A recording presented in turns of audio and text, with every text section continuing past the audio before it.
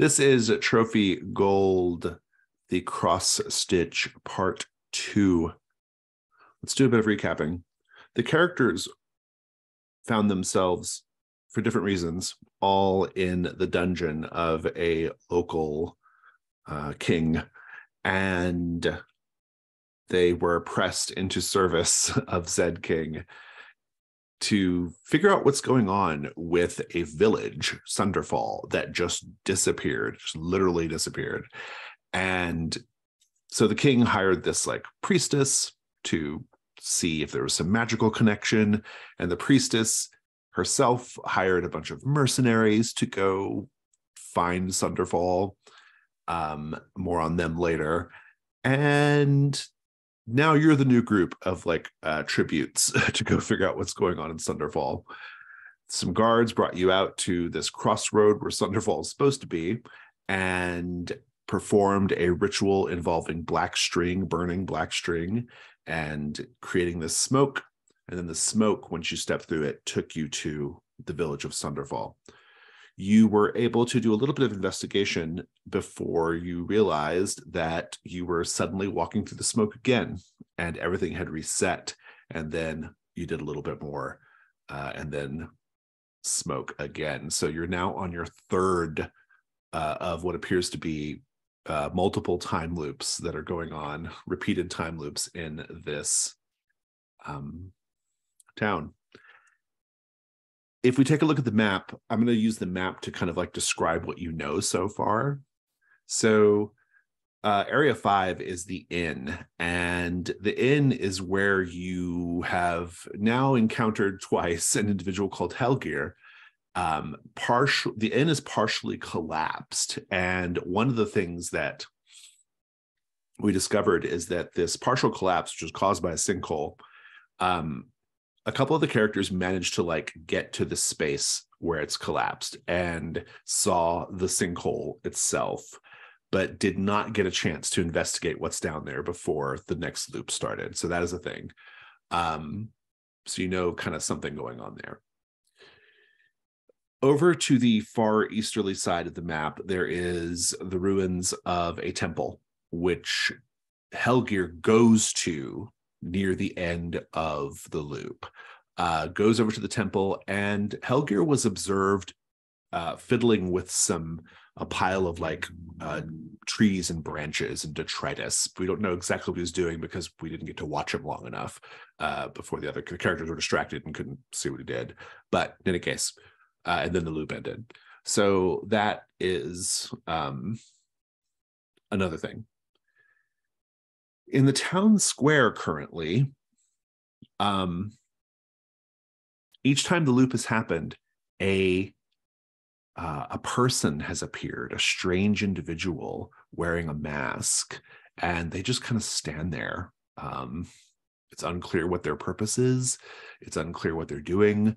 Nobody in the village who has possibly noticed them has said anything. Certainly no one's made any commotion about it. Also in the town square, there's a cat that hangs out on a statue in the town square. And so that's sort of kind of what's going on. Space 4 is a shop. You got to spend a little bit of time in the shop and sort of meet the people there before the loop started up again. And also the cat brought one of the characters a piece of black string, which is important. That's kind of the deal with sort of the mystery of the town right now, as far as where things stand.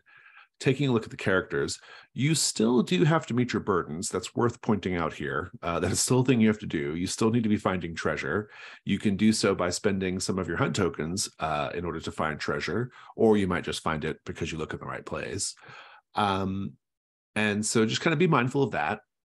And in terms of ruin, everyone's doing okay. Kiva has 4, but that's the worst so far. A couple of you have conditions, but otherwise the characters are in fairly good state. This is not a high action violence scenario so far, so the characters are kind of okay. But you need to find gold. So gold's, treasure is what you need. I think that's about it. Does anybody have any questions or want to add anything? The set goals are actually Set goals, on yeah. on the Sonderfall map. I added them Oh, to good. each location there. So. Yeah, that's good. Well, let's talk about them. At the ruined temple is the set goal of finding the temple entrance. There is a general set goal for the whole town of finding what lies beneath. You have at the ruined inn finding out what happened to the other mercenaries. That is a key thing that's going on. Yeah, so that's what's kind of going on. And there might be set goals that are like timed to certain events as well. So they may not always be location based, right? So visiting locations more than once is worth doing. And with all that said, let's go ahead and dive right in. So you're all walking through the smoke again. You notice there's a new second strange individual in the town square. They both just sort of stand there. The one hasn't moved from the last loop. He's just standing there singing his weird song, or they're standing there singing their weird song. And this other one is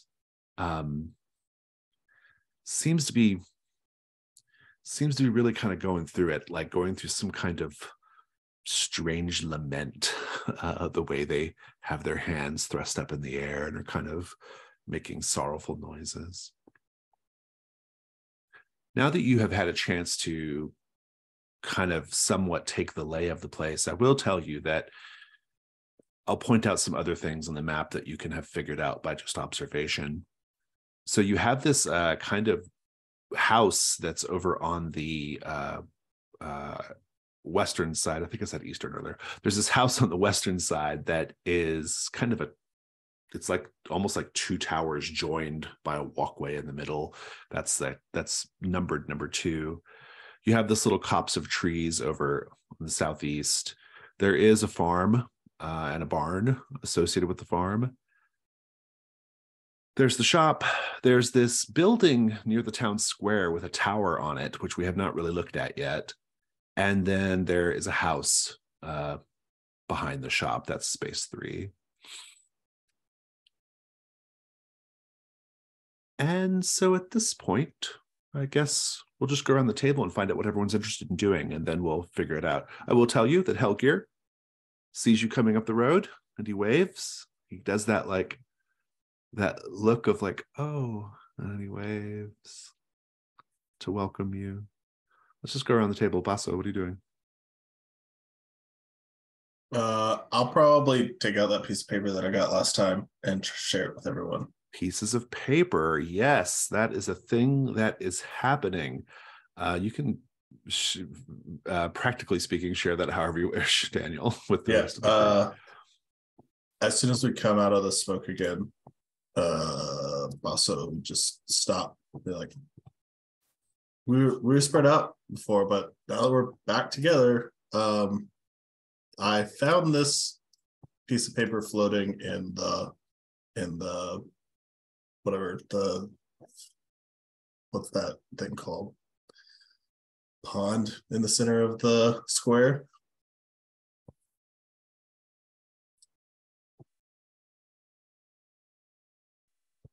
It says all black. That cat gave me some black string, only black. And that cat gave me some black string. And then the shopkeeper's girl took it. I don't know if we have to make some sort of this symbol. I will tell you that the symbol looks basically identical to what the soldier did to get you all there. That's what I would advise getting that string back. Regrettably, you just have a small piece of it. Yeah, and as I say that, her eyes kind of flick to Valen. Valen almost in this like, do we share? Like, this private communication with you. Yeah, I think that Valen will pull out his piece of paper, which is different than this one, and say something along the lines of, well, if you're sharing what you found, then I found this before we went through the smoke the first time.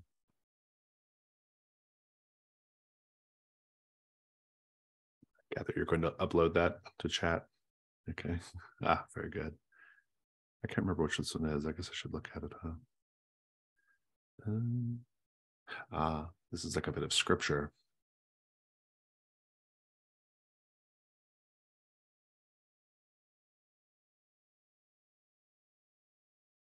Elgir starts to walk up the road toward you as you're all looking at scraps of paper. He says, "Hello, are you the mercenaries that were sent to come behind me for this little expedition?"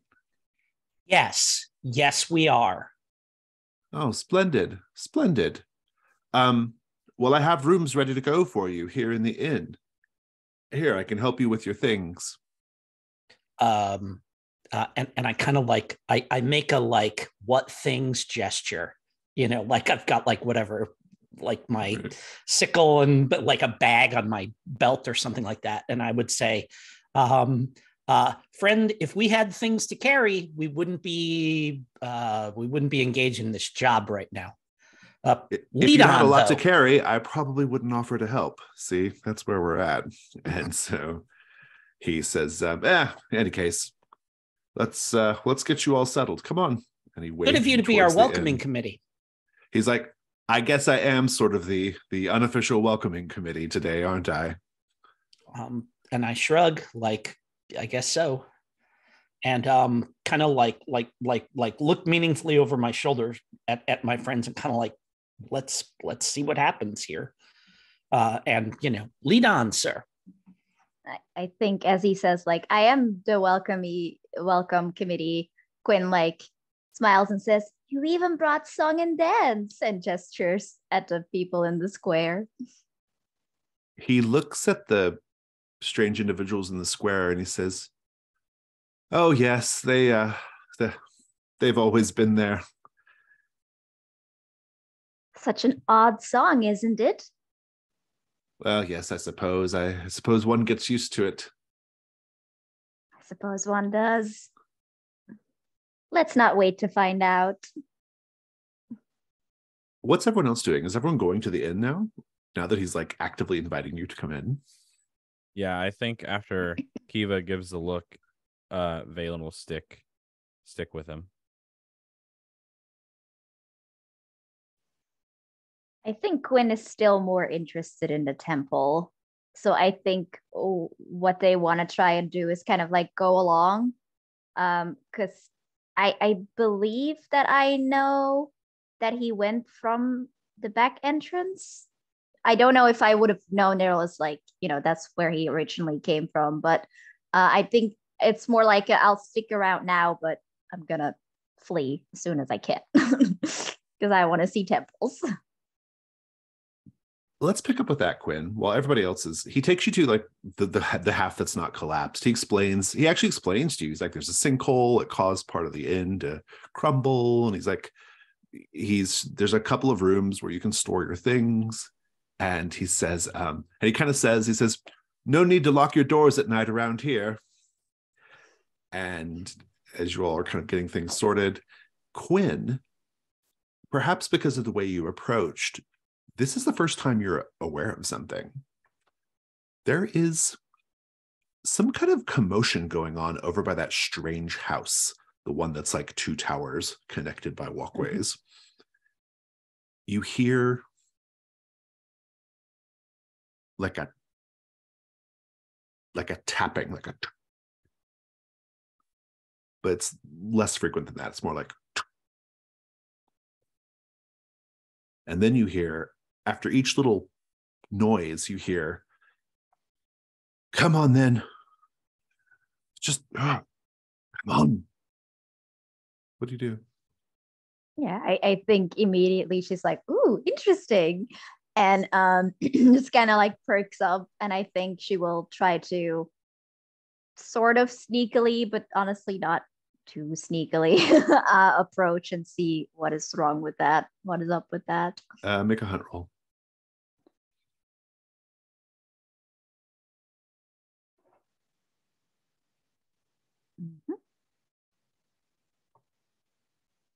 Mhm. I don't think I have any skills that may help me here. Let me see. No, not really, I think. You can just roll one die. A 3. You encounter something terrible. When you come around the corner, you see a man wearing sort of rags and black furs, and his face has been painted with streaks of white and black paint, and he has a half skull mask over his eyes with horns coming up, and he's just there lurking, and he sees you, and he says, "Who are you? Who sent you?" I am Quinn, and I was sent by a king. Or a King. priestess, depending on how you wish to look at it. And do you know my children? Oh, I know many things, and many children of many things. I don't know if they're yours, though. Who are you? My name is not important. What's important is that they let me in. And he throws a rock and it taps on the window. That's the tapping you were hearing. Oh, well, should I look if they're home for you? Perhaps I Yes. can get in where you failed. You almost certainly can get in where I fail. The door is open right there. You can walk right in, but I cannot. How interesting. They are very clever, my children. I see. I shall resort to more extreme methods if they don't allow me to pass the barrier soon, he says loudly. Frightening. And I'll walk in. What do you walk in? You can walk in. Yeah, I think she'll just walk in. As you walk in, he looks at you as if you perhaps possess some particular quality or some sort of enchantment that allows you to pass the barrier that he cannot pass through.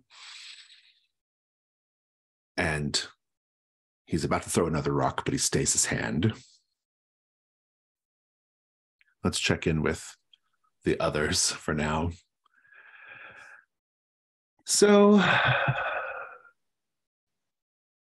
you know what you kind of know, the three of you, about what's in the collapsed side. You saw something, a pit of some sort. You don't have easy access to it because of, it was a kind of a crawl last time. Although you haven't checked the other side to see if the damage that the wall you pulled down stayed pulled down. We know that some things stay the way you made them from loops. So what are you, three of you, doing right now?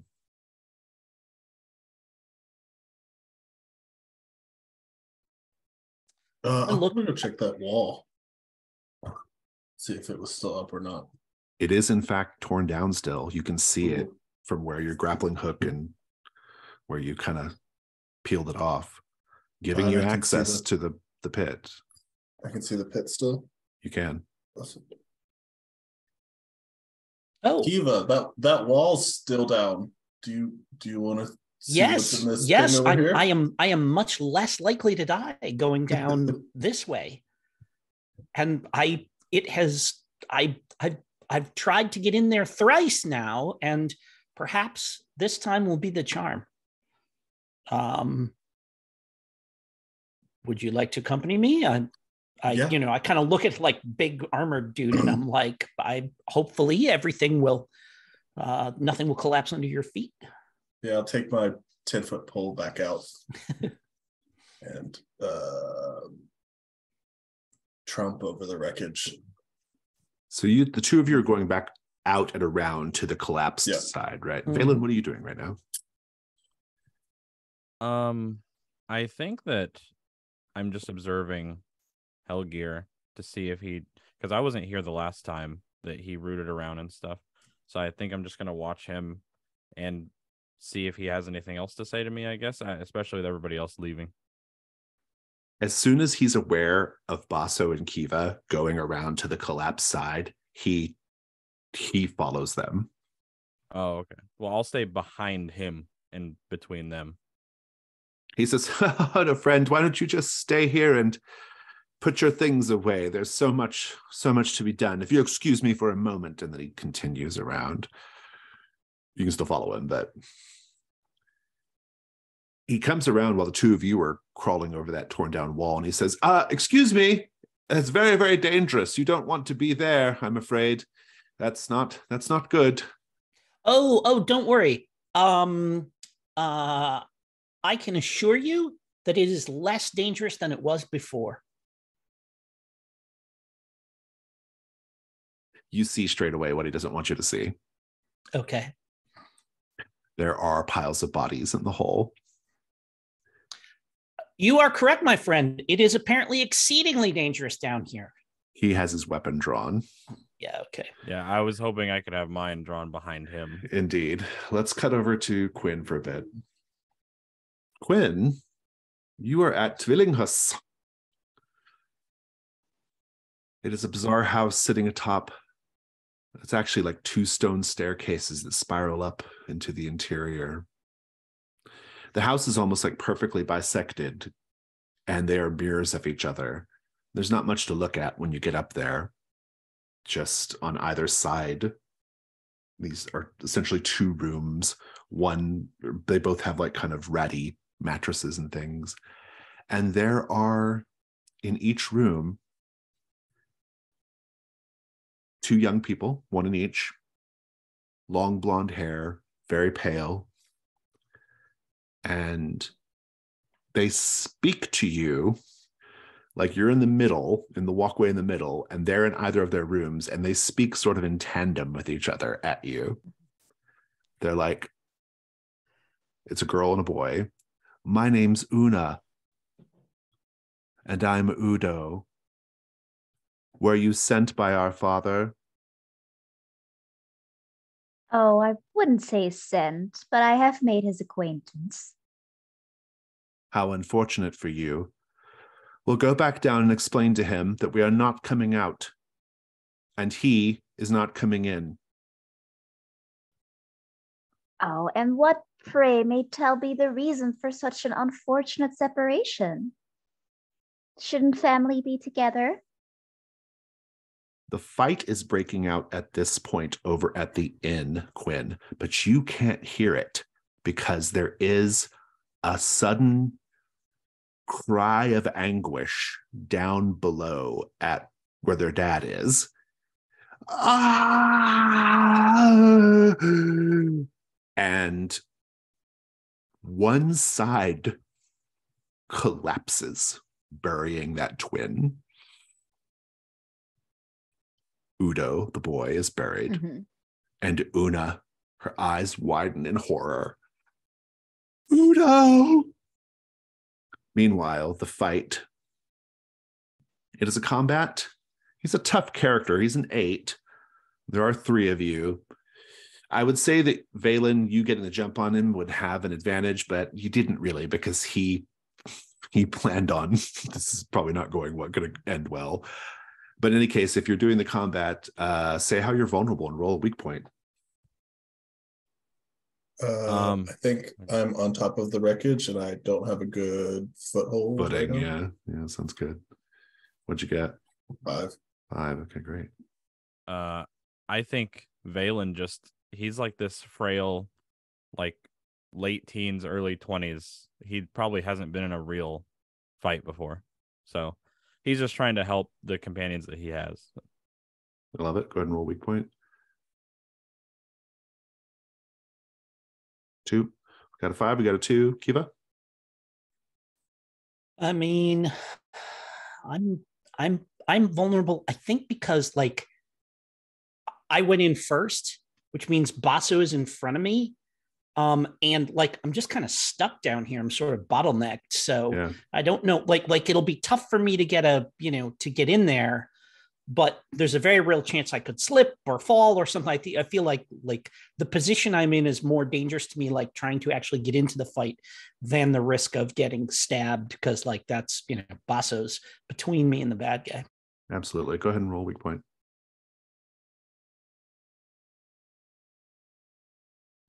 A 5, a 3, and a 2. Let's get a combat 3. Valen, you can go ahead and roll. You have a 5, 2, and a 1. 5 and 2 is a 7. That is not enough, but the 5 and the 2 are bad. Valen, unless you're marking armor, he just spins around and like smashes a gauntleted fist in your face, sending you careening back. Who got the other hit?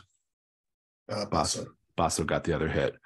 Basso, he takes a hatchet and he just hurls it at you with excellent precision. Does it hit your armor or do you take the hit? I'll take the hit. And so it kind of lands heavy in your shoulder. Take the condition, busted shoulder. And Valen, take the condition, busted jaw. Kiva, you get to hold him off to a standstill. What does it look like?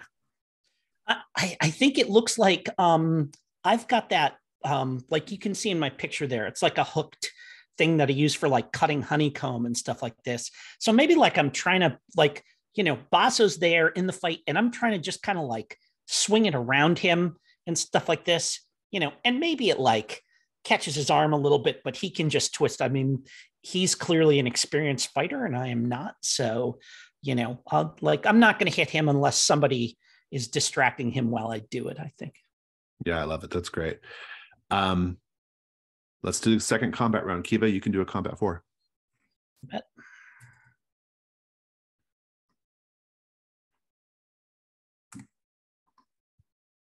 Oh my God. 4, 3, 1, and 1. It is not enough. And the 3 is not good news for you, Kiva. Kiva, how does he get the advantage on you right now? I think what he does honestly is like he and Basso like clearly fight to a standstill here, but whatever he does causes Basso just to kind of step back, and I'm all trying to get around him and he just elbows me and I just go head over tea kettle, boom, down, and I'm kind of dazed as I'm lying next to a dead body there. Oh, so you go in the pit. Yeah, I think so. Yeah, Okay, I think that's yeah. that makes sense to me. Yeah. Sure. Yeah, I love it. Basso and Valen, give me a little bit of more of the description here. What are the two of you doing? Yeah, I think I probably just try to jump in and grapple him and to wrest his weapons away from him. Yeah, Valen, what are you doing? I think he gets up and he's got just blood all over the side of his face, probably. And while Bazo's probably trying to grab his body, I'm trying to grab his arm or whatever arm he's got on a weapon. Eva, are you out of the fight then? Falling down the pit? No, I think I'm going to scramble back up and get back into it. That's, Let's have a combat 5. Basso, you can roll it this time. Anyone can leave the combat if they wish to do that. 4, 4, 3, 2, and 2. Not good though. Not a great number. He's doing a lot. He's very good. This guy. You do defeat him, but the 3s and 2s are hits. Whoever Valen, you're going to take 2 ruin if you don't mark armor. Yeah, I'm going to mark. Let's just keep the fight going. I think Basso. So what's going on right now? I think probably I finally get just a grip on him and twist his wrist so that he drops his sword. Valen, keep it going. Yeah, so I have this kind of jagged sawtooth blade thing. So I think that he kind of reaches down, picks it up off the floor, and he just kind of tries to shiv this guy as much as he can while he's on the ground being pinned down. Kiva, you can finish him off. Yeah, and like because Basso has his arm, I step up, and that gauntlet, he just smashes it right into my face. But because I have that wicker beekeeping mask, like maybe it like his wrist gets stuck and he's trying to pull it out of the mask, and I just go snicked, and his arm just comes off right at the joint there with my thing, and he does the kind of howl and blood sprays, and then he collapses. Quinn, back at Tvillinghus. Her brother is under the rubble, and she's just like in a state of shock. Like, what are you doing right now? Quinn goes like, how unfortunate. And then she bites down like on her finger to draw blood. And as it starts dripping, she creates a circle on the rubble, and I will cast door to create a portal that I can go through and get the child out. Oh, I like it. That's very good indeed. That is going to be a risk roll. What, Jim, you can say what could go wrong here. Oh, the energies of the portal let the father in. Or maybe that's a better devil's bargain. It might be a good devil's bargain too. Yeah. Okay. Can I put that as the devil's bargain? Sure, no matter what happens, yeah. The portal opening lets the father into the tower. I'll just say that the fail condition will just be you're just too late, and Udo's dead. Let's have dice. Do you have a relevant skill or piece of equipment? I would argue demons, because this, I think that, like the blood and the thing, it's like a demonic kind of portal that I'm opening. Oh, I'll take that. Yeah, I think that might affect the outcome, but I like it. Yes. You've got one light die. Do you want to take Jim's bargain? Yes, I think that would be fun. Good. And you have to do a dark die because of the ritual, so go ahead and roll risk 2-1. 2-1. 6 light. Doesn't get any better than that. Describe how you're able to rescue Udo.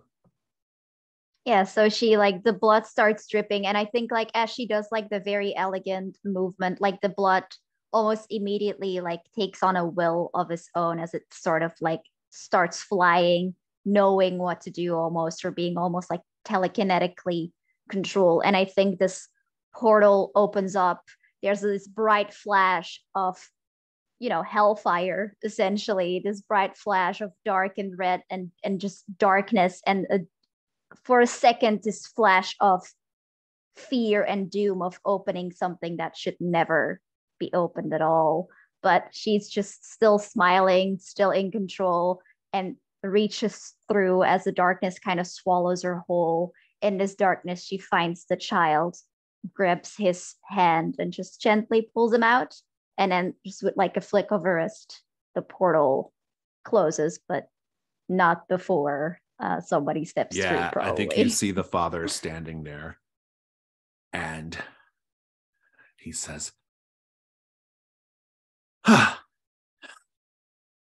don't know what kind of magic you possess. I don't know how you were able to defeat the barrier. But the others will want to speak to you. You must come with me. Forget these foolish children. And he kind of bats Udo and Una away. Take my hand, quickly. You just almost killed your own child, sir. I do feel like that affects my feelings about you. It was an unfortunate outburst. I regret I sometimes do not have control over the bizarre magics that I have lately been attracted to. But you have such power. Come, the ritual is nearly complete. Come.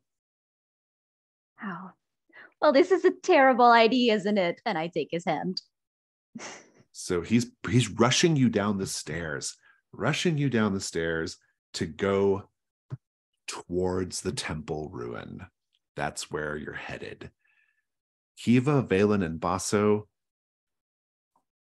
Helgir is dead, bleeding out. The pit is there. There are bodies, at least 7 or 8 of them, in the pit of other mercenaries. There's also some furniture collapsed down there. What are the 3 of you doing? Do we see Quinn getting dragged to the temple? Yes. Yeah, I think as she's like being dragged, she will also just like very cheerfully shout something like, "Boys, I'm being kidnapped," or something like very fun, and just like walk along. What's everyone else doing? I mean, Kiva rolls his eyes and he says, all we need to do is wait a little while and she'll be fine. She'll be back with us. But we don't have much time. And he like kneels down and starts, going through the dead mercenaries' pockets. I'll give you 1 hunt roll. Go for it. I mean, do we get to roll a treasure roll because we killed a monster? If you're searching his body. Yes, yeah, that's what I'm doing. Yeah. If you want to prioritize searching his body, that's different than searching them. So sorry, no, I meant him. Sorry. The mercenary we just killed. Got it. Okay. Sorry. Yeah. Yeah. Roll a gold 8. Okay.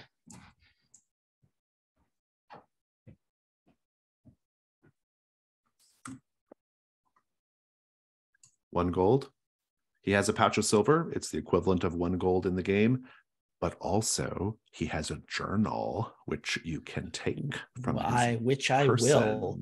And I do the thing where like the pouch of silver, like I'm leaning over him and I say, "I've found a journal," and I hold it up in one hand as the pouch of silver kind of gets tucked into my belt. Yeah. Okay. Smoke. Quinn, you don't get very far before the smoke rises up. Valen and Basso, you might be just getting down into the pit when the smoke rises up. Kiva, you've just managed to swipe the treasure, but also the journal when the smoke goes up. And you are on the road to Sonderfall. Helgir is there again. He looks out from the porch of the inn and he waves at you. What's everyone doing? I think Quinn just sighs and she says, and I was so looking forward to whatever that was. Fine. If nobody will sacrifice me, I guess I'll have to do it myself. And I'll start going towards the temple. You're on your way to the temple when you hear screaming from Tvillinghus. It's Una and Uda. They're screaming. Oh boy. I guess I can't help but adopt children wherever I go, huh? And then I'll go look. Kiva, Valen, and Basso, you all hear screaming coming from the farmhouse. A woman crying out in distress. What do you all do? I turn to Valen and Basso and I say, I think we're done with him, don't you think? Oh, yeah. Wait, no. You go to the inn. Go down into the pit. I will distract him. I will keep him occupied while you search. Okay. I can do that. I'm small. You do that. I'm gonna go check out the farmhouse. Basso, I assume you're gonna run to the farmhouse Yeah. Okay. You run, you see the 2 strangers, they're there, doing their thing. As you run by, the cat gives you an absent-minded look as you run by and goes back to sleep. Meanwhile, Kiva, Helgir responds to the screaming as well. He's like, "Oh, hello. It sounds like there's something going on. Perhaps we should go render aid." Yes. My friend is a very capable fighter, and I'm sure the 2 of you will get along swimmingly. That sort of thing is beyond my capabilities, I fear, and I kind of hold my hands up. But it's good of you to be the welcoming committee. He's like, yes, I guess I am sort of the unofficial welcoming committee now, aren't I? And hook a thumb over my shoulder, and it's like, it sounds like things are bad there. He has a choice to make. I think he runs in the direction, I think he follows Basso to the farm. Meanwhile, Valen, you were going to go into the pit. Is that the plan? Yeah, I was going to try to squeeze my way down into however big the hole is. I haven't seen it yet. So. It's quite big. It's like you could just hop right down, and it maybe drops down about maybe 7 or 8 feet. There's quite a lot of furniture down there, probably whatever was in the room before it collapsed. And there's no telling how long the bodies have been stored in this space, whether they were thrown in the pit or whether it collapsed underneath. Probably it collapsed underneath because the way into this room was blocked off by the collapse, and so he couldn't have dragged bodies through it. In any case, you can do a hunt roll, Valen, to check out the pit. Okay, I can do that. I don't really know how to lobby for anything other than just if you have a skill that you think would be helpful or a piece of equipment. And just as a reminder, you all have 3 open slots on equipment that you can just pick something from the drop down to say that you have. I always forget that. Thank you. Yeah. I just forgot it, in fact. Yeah, just give me 1 second. Let me look at some of the equipment. We'll come back to you. Quinn, you run past. You see the wizard guy. He's there. Mhm. I think he's looking really anxious. He's trying to go in and he can't. Mhm. He's trying to respond. I and he think can't. as I go there, do I pass the fountain? There was like a fountain in the middle, right? So if you look at the map, their house is space 2. So you have no reason to pass the fountain because you can go straight from the road that you're coming up to. Okay. That. But I think I will like sort of make the detour because I just want to check if I remember correctly, there was some kind of like sundial situation. Yeah, there's fountain. a cross in the water. Yeah. Yeah, and I just want to check, has this moved at all since we've done quite some loops by now? And it seems to be getting more chaotic. So I want to check if there's anything different before I go. At a glance, I'll tell you it seems the same. Okay. That's just at a glance. If you had more time, maybe you could learn more. But if you're responding to this, you don't have a lot of time. She will first respond to this then. Has the tower collapsed or did I just hear a scream? You're just hearing screaming coming from the house. It's intact. And indeed, their father is outside trying to get in and he can't. He's trying to respond to their distress and he can't because there's this invisible barrier he can't cross. I just like quickly, not wasting time, just put my hand on his shoulder and says, "It's all right, I've got our children," and I'll just go inside. And yeah, good. Basso, you're running across the way to the farm. Helger's right behind you.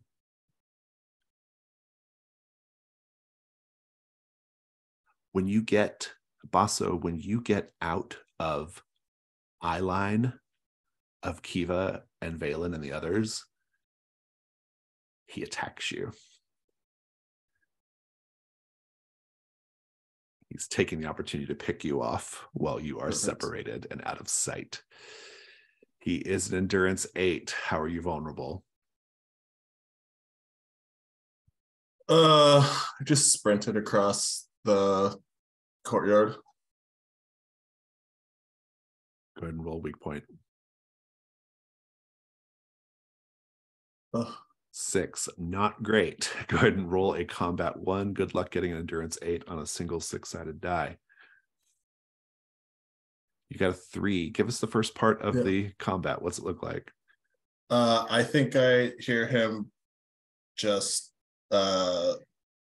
pounding the ground behind me as he's running up, and I hear his sword leave its sheath, and I instinctively wheel around and just block it just in time. And then just stare. I think we just have to stare down. Yeah, that's good. Valen, what's that hunt roll looking like? I think I'm just gonna go with one die, if I'm Go being for it. honest.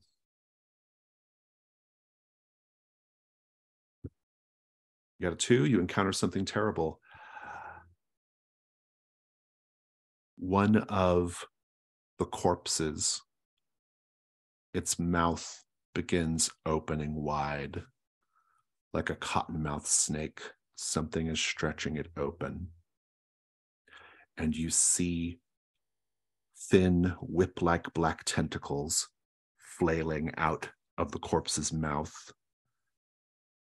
A large, like fist-sized, sort of black worm wriggles out, and it has thread-like appendages flailing around.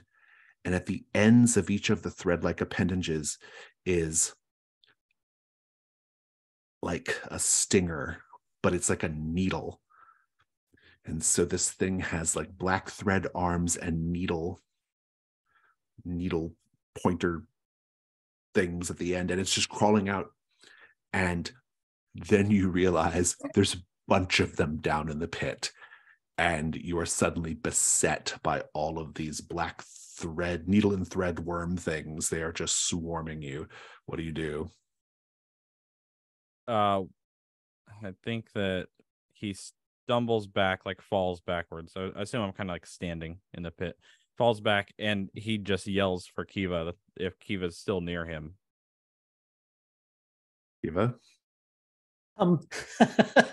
Yeah, and Kiva has like watched everybody run away, and he sighs contentedly, and he is just taking the journal out to crack the cover as Valen hollers for him, and then he like downcast look, he puts the journal away and goes booking to where over to the inn. Indeed. Quinn, when you get up the stairs, Una collapses out of her room down at your feet. She has one of these black worm things on her chest, and its thread-like arms and its needle and thread arms are like piercing all over her face. They are sewing up her eyelid. They're like piercing her nose and just stabbing. And there's just blood going everywhere, and she's screaming like mad the whole time. Udo is also beset by these creatures. What do you do, Quinn? Just as a little detail, like these two children are not wearing masks, right? Unlike not, other people. No. Okay, good to know. Interesting. I think, let me see. I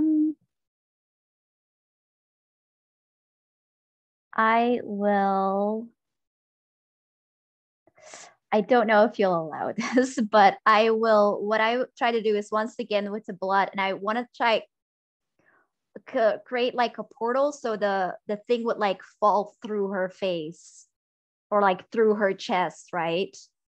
Sort of like making it intangible for a second to separate her from the worm and keep her safe. The fail is this. If you fail, you will destroy Una permanently in the time loops. Interesting. If you're okay with that, pick up dice. Do you have a relevant skill or a piece of equipment? You've already kind of described. I like your description previously. I think once again, it's sort of like this demon thing that I'm trying to do, calling upon demon powers to help me here, which never backfires for anyone. So, Jim, do you have a devil's bargain? Oh, I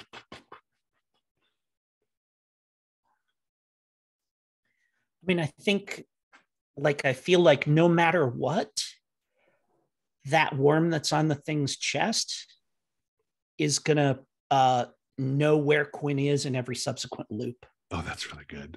yeah, do you accept that? Absolutely. I love it. You have 2 light dice and a dark die. Go for it. 6 dark. You save Una, but your ruin goes up, probably just tangling with some of these things as they fall from the rafters because there's a bunch of them. Think about what it looks like. We'll come back to you in a bit. Basso, let's have a combat too. See if you can take him out.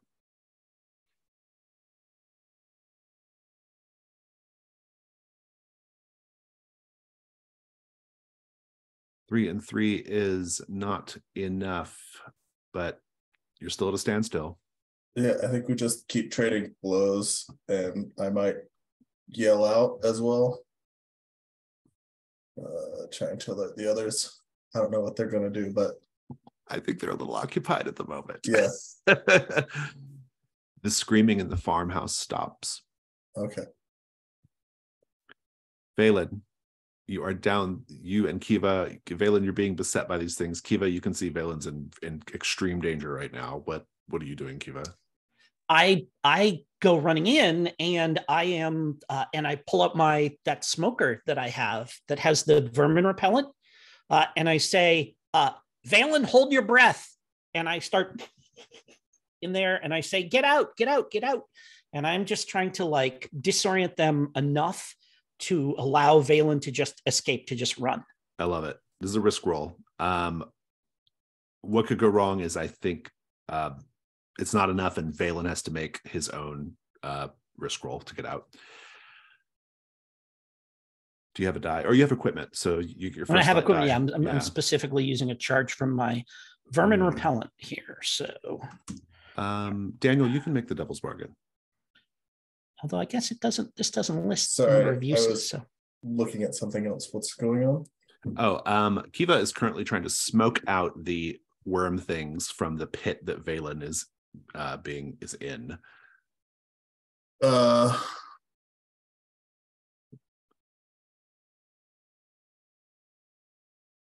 No matter what the no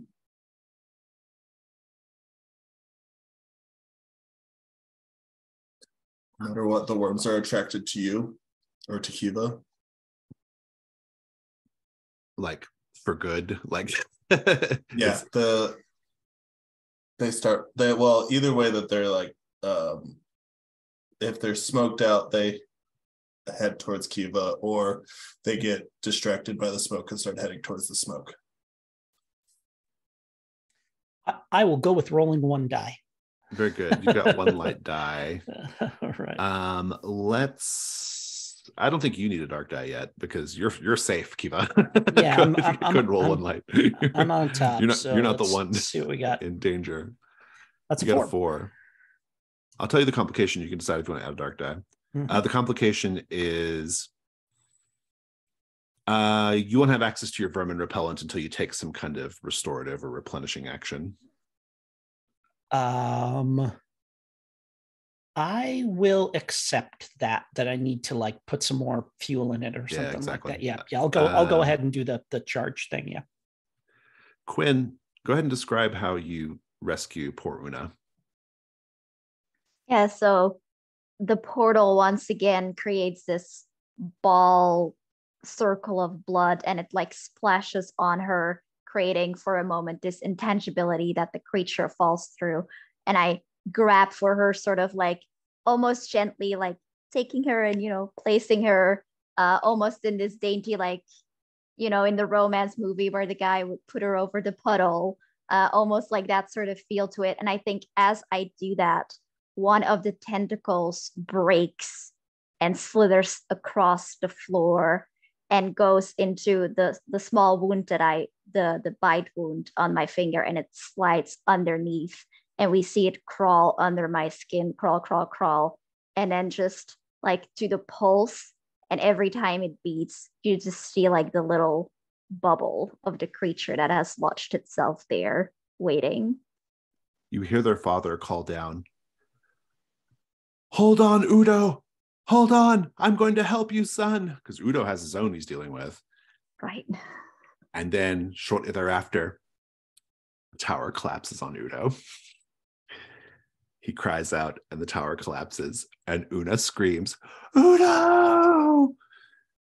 Meanwhile, Valen, you're there. Take a breath. You no longer have to deal with these threadworm things. What are you doing? Actually, let's go with Basso for a moment. Basso, let's have another combat roll. Combat 4 this time. 4 and 3 and 2. It is not enough. What's going on? I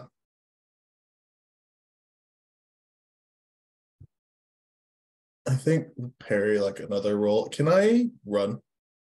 You absolutely can run. Especially right now. If you run, he's going to head toward the temple. Okay. Can I dodge past him and run that direction or no? No, if you break off from him, he's going to let you go, but then he's going to go to the temple. If you go towards the temple yourself, he's just going to keep fighting you. I don't want that.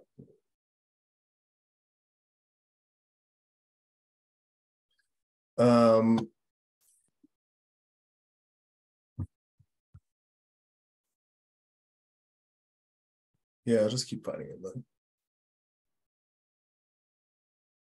Meanwhile, now back to Valen and Kiva. You have a minute to breathe here. So what's going on? I holler down to Valen, grab what you can before they return. Yeah, I guess I'll just try to kind of scoop up anything. Well, I mean, I probably can't see that well now. The sun's high enough in the sky and the building's partially collapsed. You're probably okay. Okay. Well, I guess I'll try to scrounge through stuff. Just if there's anything I can grab on my way up, because you said it's probably like 6-7 feet down, right? Yeah. So whatever I can get while not trying to think about the horror movie happening down below. Make a hunt roll. I think I'm just gonna do 1 die, so probably won't lobby for anything. Alternatively, if you have tokens, you can just spend a token and find a treasure too. So. I think, yeah, you know what? Thank you. This is my first time playing gold, so I'm gonna spend a token. How about that? Yeah, sounds good. Better than rolling a 1 on your hunt roll and losing them all. So while you're down there, you do find a treasure. I will find it for you when we're on break. Just remind me. I'll tell you what you found. Meanwhile, Basso, let's have that hopefully last combat roll. It's a 5 this time. Oh, it was a 4. So it's a 10. Oh, okay. I didn't see that.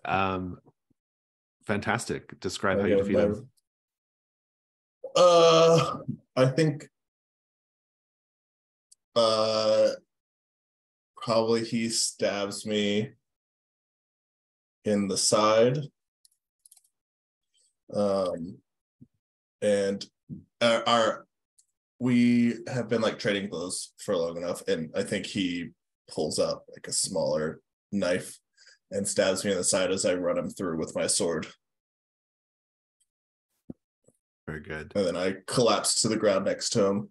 And you collapse to the ground. He's bleeding out. Yep. There are 2 strangers in the square. They seem to have not noticed this at all, even though it's happening pretty close to them. They're just standing there. The singer. The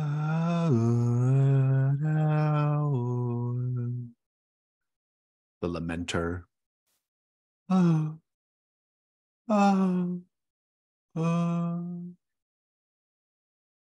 And then you hear another scream. This time the scream of a man coming from building 6, the one you all haven't been in yet, the one with the tower attached to it. Quinn, Una is in shock. What are you doing?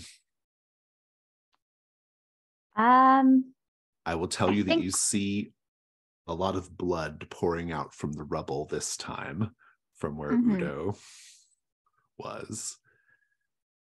There may not be any saving him this time. Yeah, I think she says, "It's all right, darling. It'll only hurt for a little while, and then you'll do it all again. But it's time for me to leave now, because I'm starting to feel like I'm not allowed to anymore, and I don't like that feeling at all." You will see the father running across the yard towards the temple. Yeah, I think first, because I just got reminded that I can lose my hunt tokens, I will spend one for some treasure. Indeed. I'll give you the treasure when we get back from break. Can I do a gold roll on him, or does he not have anything this He time? has nothing. He's been looted. He has been looted. Unless you want to take the time to take his armor off, I suppose, but that would be kind of, I don't think you have that kind of time. So, yeah. And so let's check in with everybody, find out what everyone's doing here as the smoke, as the acrid smell starts to fill your nose a little bit. Kiva, Could we maybe take our first break here, an hour and 10 in? Give me like 5 more minutes. Sure. Yep, got it. So Kiva, what are you doing?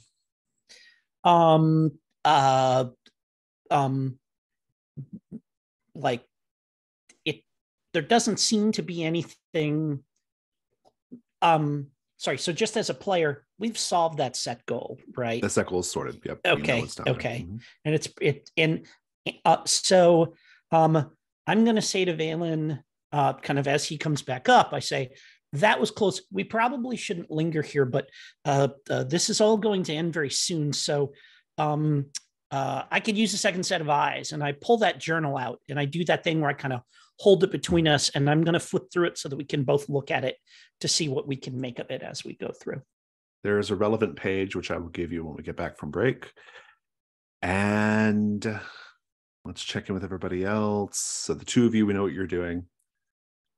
Basso, are you going to run towards the cry of distress from the building right by the square? Probably, yeah. You stumble that direction as quickly as you can. Yeah, you get over there, and I'll tell you just the basics of what you see. It's probably all you have time for. Mm-hmm. This is it's a small office with a tower. The tower looks like it used to have a bell, but that bell is no longer there. And the tower also is like, the entrance is like collapsed. Like the entrance to the tower is totally like rubble. But there is like a little lean-to office next to the tower, and that's where the screaming is coming from.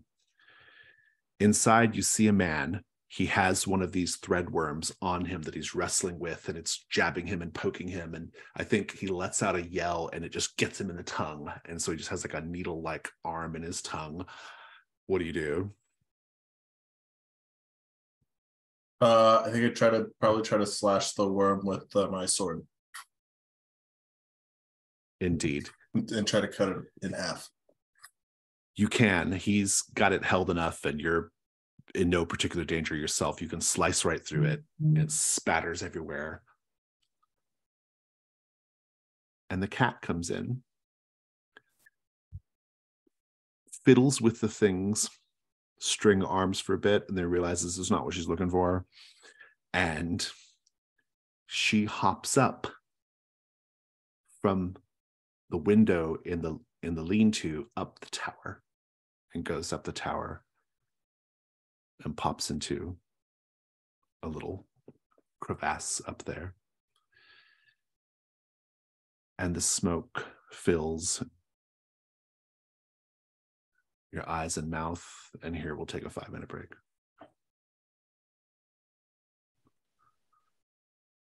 Okay, we're back. So there was some chatter about maybe changing your approach this time in the smoke, not coming straight up the road where Helgir can see you, and perhaps taking a different route, perhaps through the woods off to the east of the road.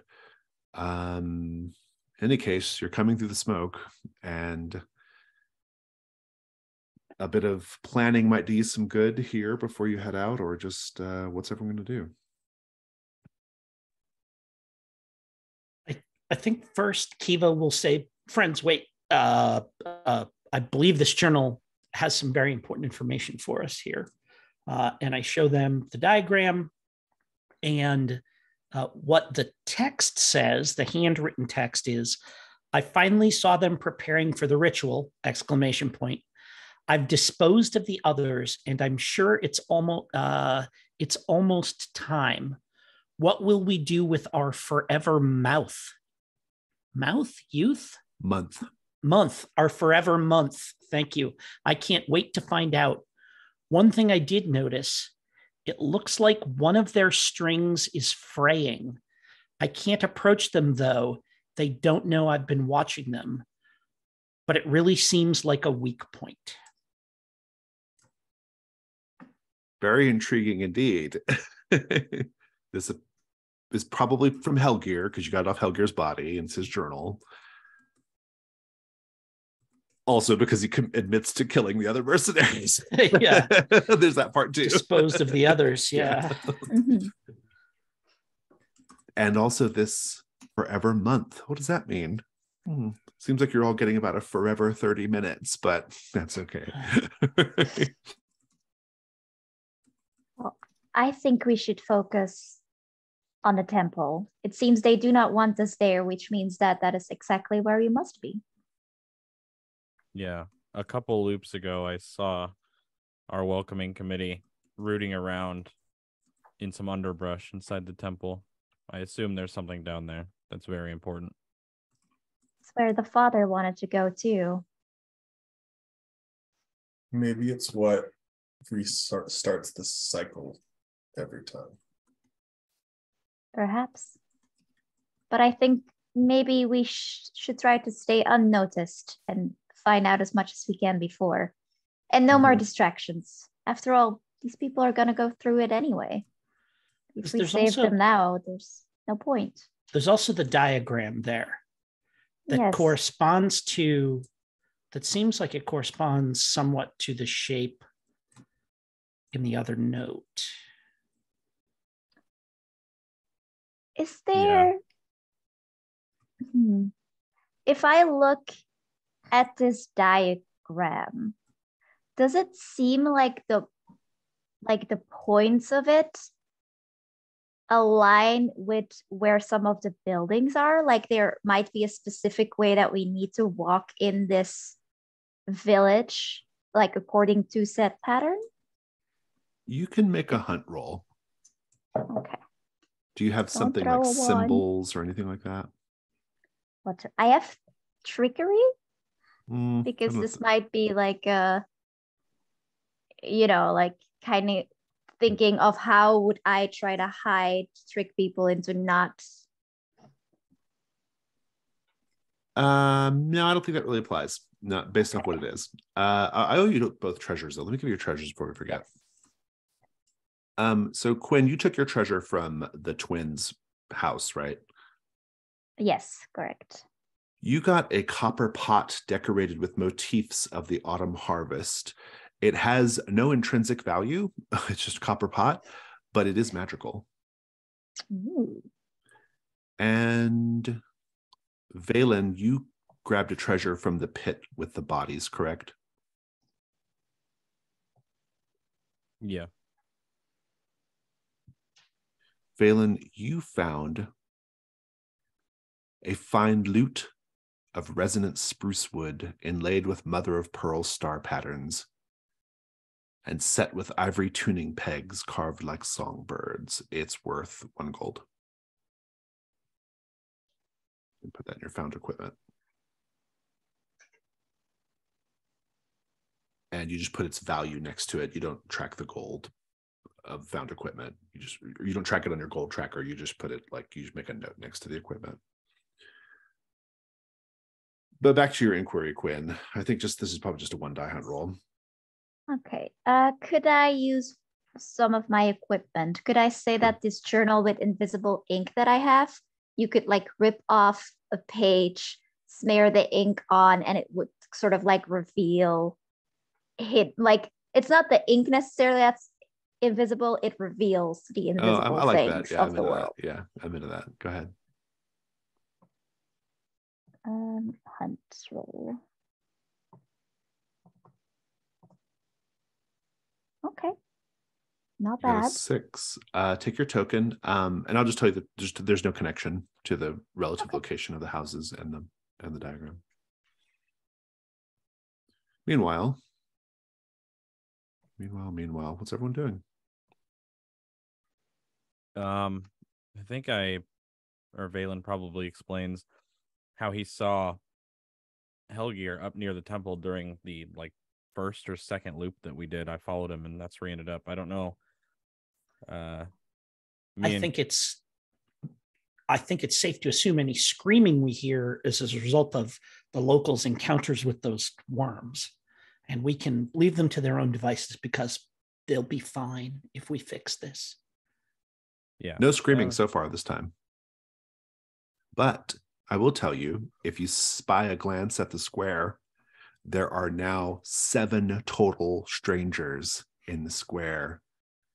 All of them unusual. They all share this look with the mask and their heavy robes. You haven't really gotten close to one of them yet. You've only seen them at something of a remove, but there are now 7 of them.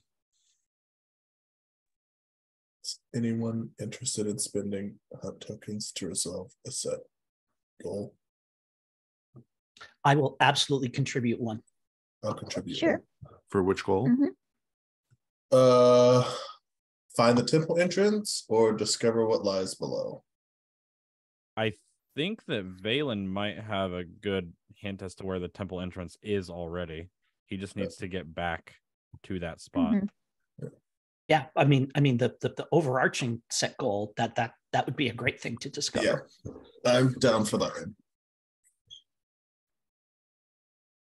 Cool. If you're spending tokens, let me know. Yep, this is me I'll send 0 to one. 1. Spent. Yep, sure. I have 3 tokens. The set goal is achieved. I think you're taking a little time this time. You have something of a handle on this place, kind of. There's no screaming or alerts. Strangers don't even seem to notice you. You can just walk among them and pass them.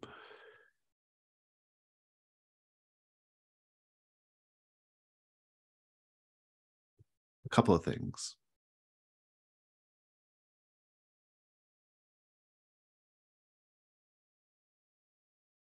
You'll see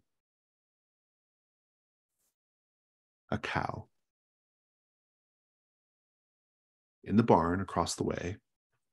That's labeled, I believe that's space 9, if I'm not mistaken. It is space 9. The barn behind the field. You'll see the cow sitting in the doorway of the barn. And then quite suddenly, it's not. It's like it just, you look and then you look and it's gone. And you see beneath the cow a wooden hatch.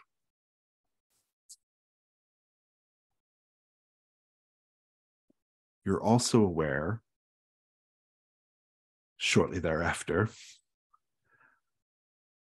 of mooing coming from beneath your feet as someone is pushing a cow through subterranean tunnels beneath your feet, trying to get it to go somewhere.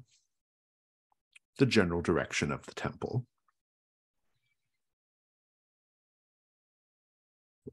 You'll hear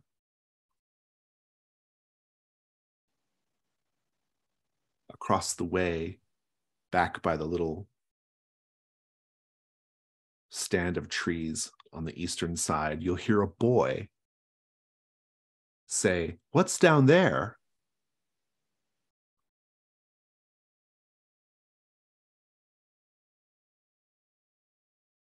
And all of this is just to say there are multiple entrances into a tunnel network beneath Sonderfall.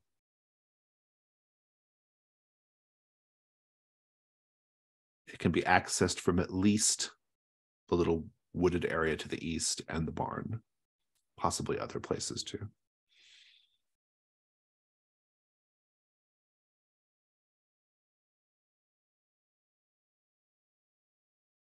Indeed, Valen, you might now be recalling seeing a busted bit of masonry down in the pit that probably leads to the tunnels as well.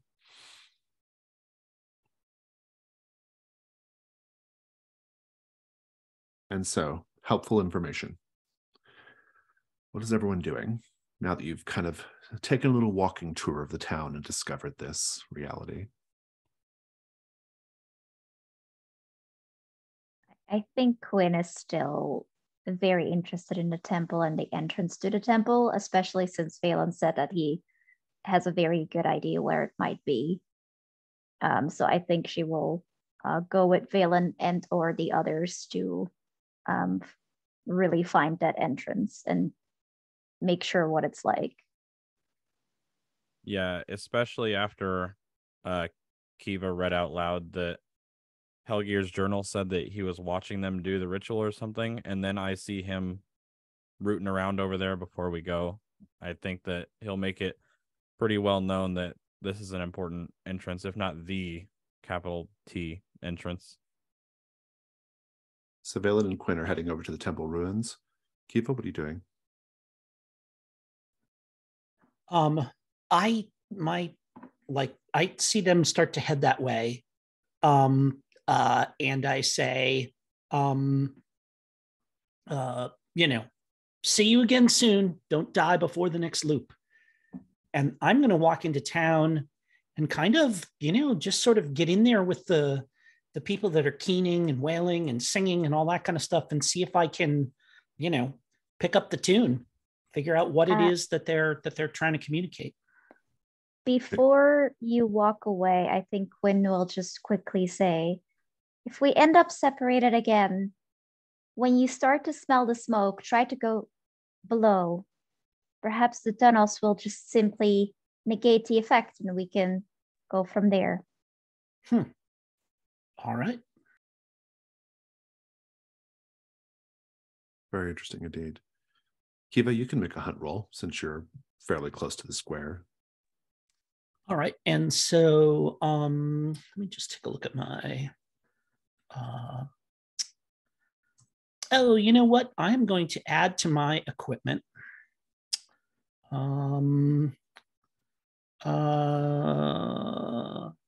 Is there something like a little flute or a recorder or something like that? Maybe, I don't know. You can certainly just write that in there. I'm just going to do that. So I'm going to put a tin whistle. Okay. In there.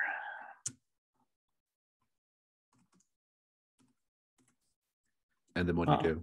And so I get in there and I kind of walk around amongst them and I kind of like cock my head a little bit and I try to like play along with their song and stuff like that and everything to see if that reveals anything or gets their attention or, has them open up to me. Yeah, I like it. Roll 2 dice.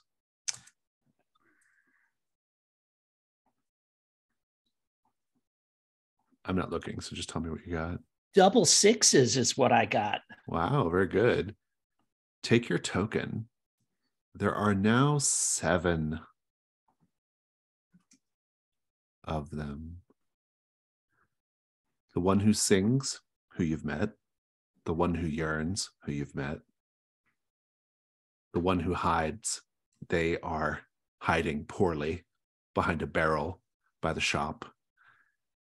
The one who sleeps curled up at the base of the statue next to the cat, or where the cat should be. The one who dances, who is most intrigued by your melody, Kiva. The one who cries, who is completely inconsolable. And the 7th one approaches you, the one who smiles. Their mask, unlike the others, has a wide ear-to-ear, toothy grin. It approaches you, Kiva, and it pulls open its cloak with its big smile on its face to show that its body is made of inky black, pinpricked night sky. It is as if you are looking into the cosmos or a void when looking at the thing's body. And it just smiles, its enormous smile, and then steps back into its place. But you have your token. which I'm immediately going to spend to find some kind of treasure around here. You can find the mask of the 8th stranger that did not make it through.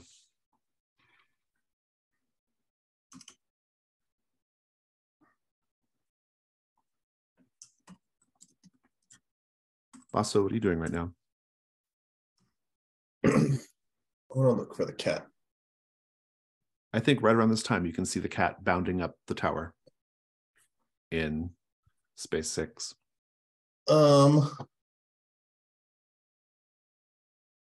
When I was inside of the house last time, did I see anything that looked like it led up to that tower? I would say no. Okay. The way you get inside the tower is through the front. There's a door, but it's all Okay. collapsed. The cat, of course, doesn't just climbs the outside, so it's no big deal to the cat. But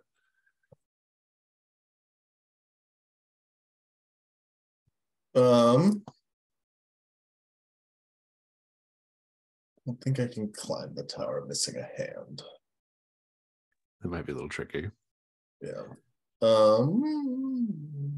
I do think that the man who's inside the little house or this little office space will come out and he'll say, "Oh, you're not going to catch her once she gets up in her little nest. I'm Rajay." Basso. Basso, welcome. Meanwhile, there's like a stranger like dancing and looming over here, and he's like paying no attention to it whatsoever. He says, Good. You've come on a rather auspicious day, though I can't really say why I think that should be the case. Are you part of those mercenaries who showed up earlier in the day? No. We're just passing through. What does he keep up there in the tower? Do you know? Who can understand the feline mind? Certainly not me, that's for sure. I'm far too busy anyway with my many responsibilities here and around our lovely little burg of Sonderfall. I happen to be, well, I'm sort of the mayor, I suppose you could say, of Sonderfall. There's not much to administer these days, but I am the one who takes the time to administer it, and so I suppose that makes me something of an authority figure. He's kind of an older man, kind of like slump-shouldered, and he's looking much better than he did when he had that needle thing sticking through his tongue. He says, "Would you like to come in, have a tea or something? I'm just going through some papers. Yes, please come in. It's good to have some company." Yeah, I'll go inside and try to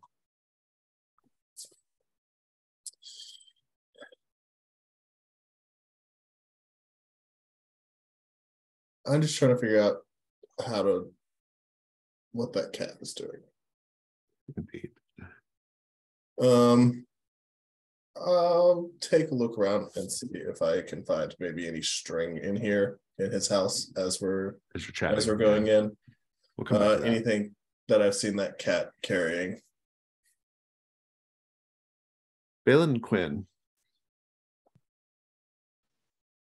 you are just ahead of Helgir on the road up to the temple. Helgir's like right behind you. I don't know if he's aware of you or not, but you know he's coming, and so you see him like coming out of the inn, heading towards the thing. Quinn, you will hear, as you're reaching the ruins, you'll hear the father of the twins cry out. And now that you know what you're listening for, you'll hear the one side of the house collapse. You don't have a lot of time here before you're about to be joined by two somewhat hostile, and in Helgir's case, very hostile people. So what do you do?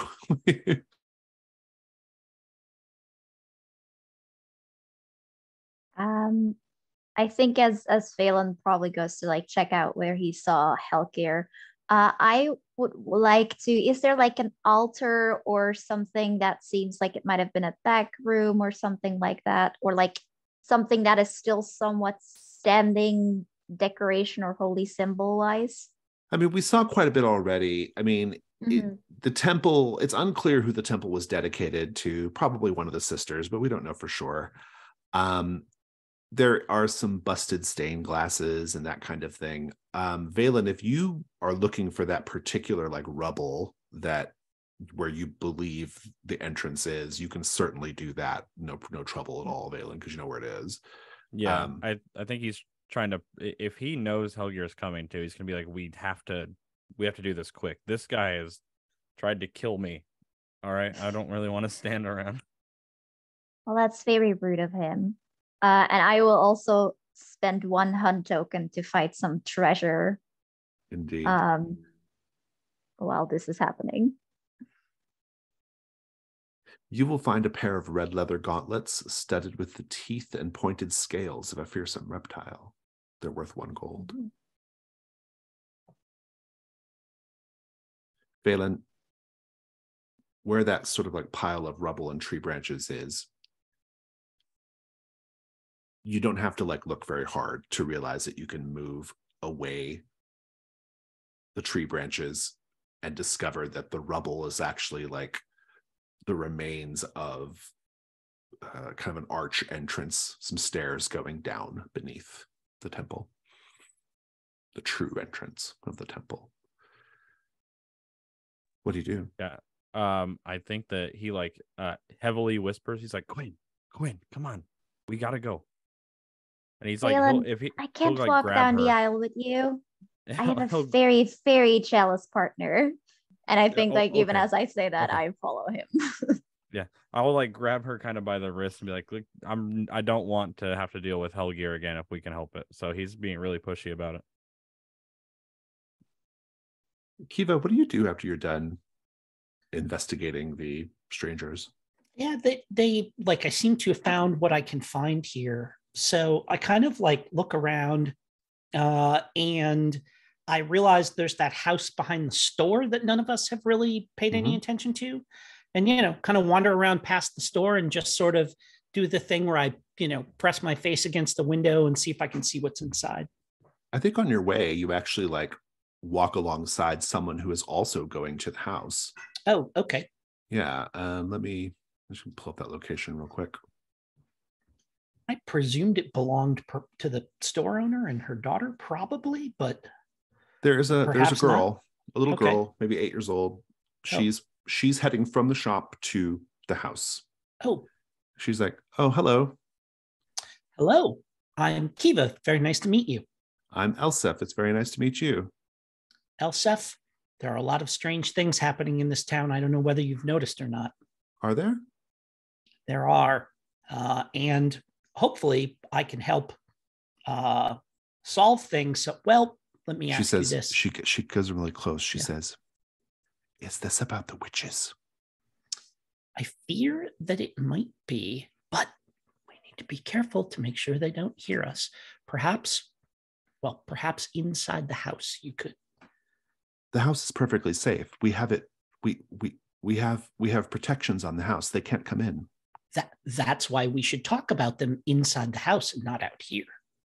She will take you in, and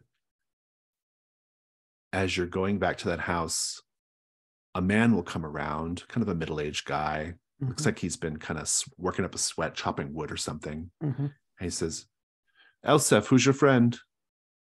Hello, sir. I'm Kiva. Are you Elsef's father? I am indeed. Here, we need to get inside. We shouldn't be wandering around, not with witches about. My thoughts exactly, sir. I'd appreciate your hospitality. Being new to the village. They let you in. Yeah, no trouble. Yeah, and I mean, do that thing where like I'll look around as they're, welcoming me in and stuff like that. See if I can see anything of interest. Yeah, make a hunt roll. And I've got foraging to, kind of look for anything that might be helpful. I'll take it. Go ahead. That's 5. 5. Take your token, but you encounter something terrible. Come back to this. Let's cut over to what is, you'll discover quickly, Basso, the town hall. There's a little office, but then there's a doorway from the office that goes back further to like a larger kind of meeting area. And there's a window from the office that the cat uses to basically climb the tower, or to get up to the tower from the outside, or comes up out from the window of the interior, goes outside to the tower. And then the entrance to the tower is inside the office as well, but it's collapsed. This old man, Roger, you said you were looking around, right? You can do a hunt roll as well, Basso. I also spend a token. Oh, you're going to spend a token? Okay, for sure. If you spend a token, you will be able to swipe without Roger noticing. Oh, something very interesting indeed. It is a forgery kit with a number of documents. There's a document that is like in the middle of being written, and it has a seal on it that is the seal of King Fatmu the Ninth. You can swipe that. You can swipe the kit while the old man's not paying attention, but it looks like he's in there forging stuff from the king. So, just a thing going on here in Sonderfall. What do you do then?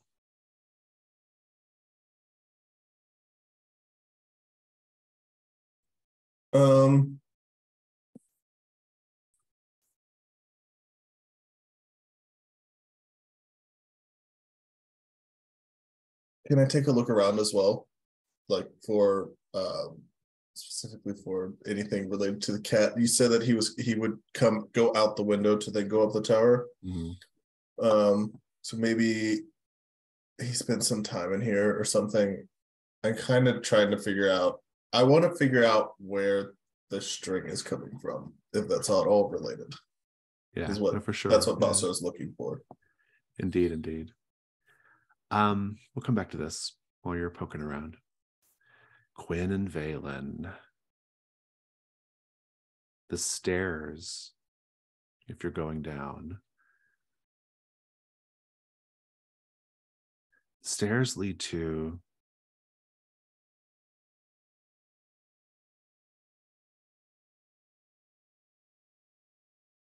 a rectangular room on 3 sides hewn stonework, and on the 4th side, kind of just rough cave wall. There are 4 sleeping cots in this room,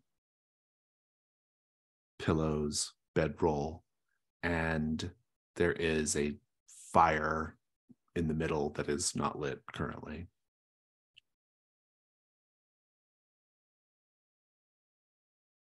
There is a door directly across from where the stairs end, and then there are 2 doors on the left. What do you all do? Do I hear a cow mooing at all? You hear a moo.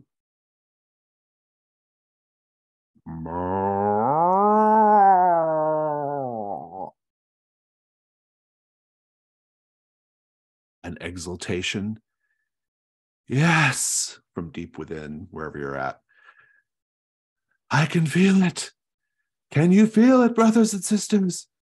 It's all happening. It's all happening. And then the smoke fills your nose and your mouth. Can I try? Because you said there was an unlit fire in the middle of the room. There As is. soon as I start to smell the smoke, I rush towards that fire and try to like smear it or act like I would be putting it out. Just You to are see what stepping that out of the smoke on the road to Sonderfall. Basso, you see just the faintest little black string drifting down from the tower as the smoke wraps around you. Kiva, you're just about to have a cup of tea with Elsef and her father, Kiel, when the smoke takes you. What is the horrible thing I see before the smoke takes me? Because you owed me something horrible. Oh, I did owe you something horrible, didn't Yeah. I? Let me Or take a look. here, or whatever. Let me take a look at Kelhus and see. I'm sure there's something horrible there.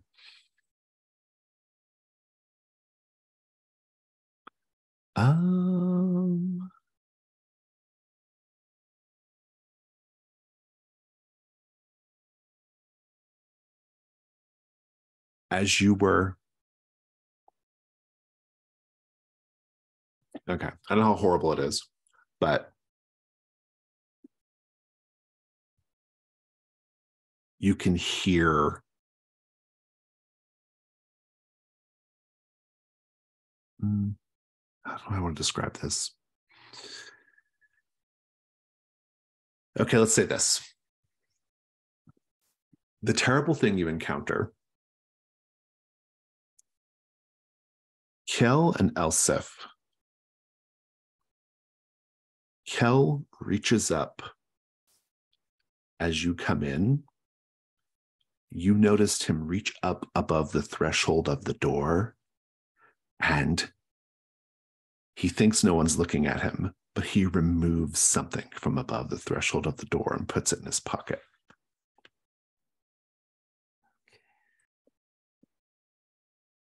And then the smoke. Let's take a 5-minute break.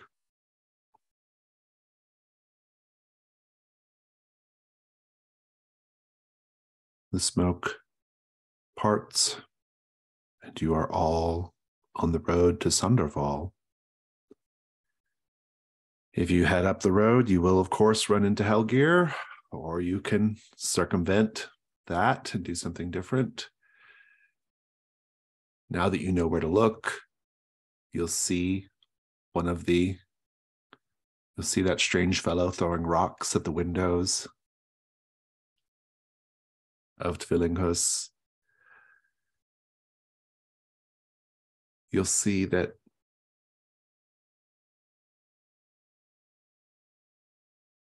perhaps the square is even more crowded now than before.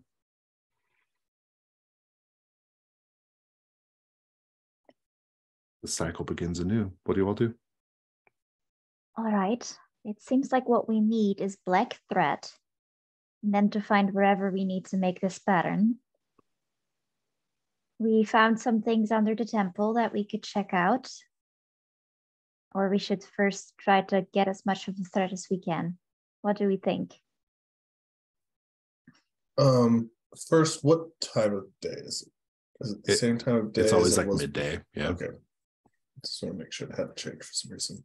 Mm-mm. No, that's the purpose of the sundials, to show you that it's always the same time of day. Right. Yeah, I've been looking for black thread, and a cat is the only person or thing that I've seen carrying black thread. What do you intend to do with it once you find it? Oh, sorry, what was that?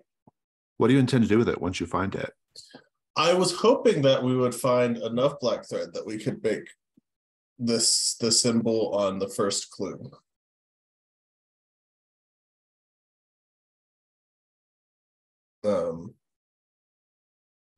Yeah, and then light it on fire, because that's what it appears like it's saying to in the clue. So I guess, is that how we got here? That's how you got here. Yeah. Okay. Could be how we get back. It might be how we get back. I sigh and I say, I've not been wanting to do this for fear of what would happen, but we appear to be at something of an impasse. We need to find out what's happening in that ceremony. So, and I reach into whatever my little pouch I've got, and I make a motion like I'm pulling a thread out, and I'm going to cast my guide ritual. Ah, very good. Which allows me to conjure a thread to follow. That is literally the description of that ritual, which I took having no idea what's going on in this. So, and I will say, and I'll say, lead me to the ritual under the town, and I will let that go. Very good. This is a risk roll because the thread might lead you all kinds of strange places. Who knows? Everyone gets to speak. Or it might be co-opted by whatever weirdness is going on. Yes, sorry. Yeah. Daniel, Billy, Jazzy, and myself, we each get to say what we think could go wrong here if you fail. I think what could go wrong is rather than you making a threat towards it is guided towards us. Rather than a threat, you become a beacon of sorts.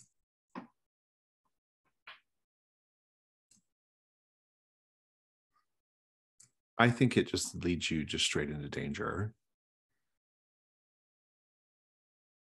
Yeah, I was going to say something to do with it will lead us straight to bundles of those worm-like creatures or something.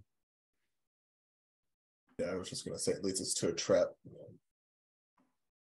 Let's talk about dice. Kiva, do you have a relevant skill or piece of equipment?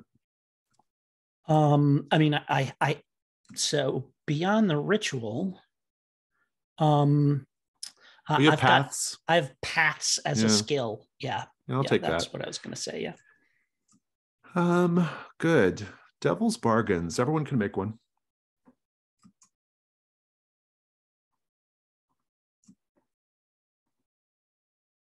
I think that no matter what, it takes us right past Hellgear again.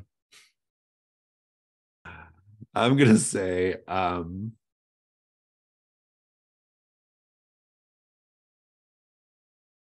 gonna say no matter what, you are going to meet another witch.